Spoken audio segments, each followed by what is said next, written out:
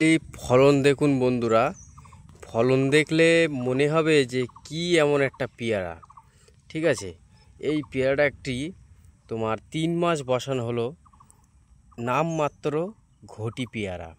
ঠিক আছে, ভেতরটা এত সুন্দর একটি কালার পাবে, দুর্দান্ত চারা। আমাদের কাছে যোগাযোগ করবেন কন্ট্যাক্ট নাম্বারটাই। ঠিক আছে, আমাদের মাদার প্ল্যান আছে, চারা স্টক পরিমাণে রেডিও আছে। ঠিক আছে, এইদিকেও আমি দেখাবো। এই দেখো কেমন ছোট ছোট গাছে কী হারে ফলন দেখো বন্ধুরা।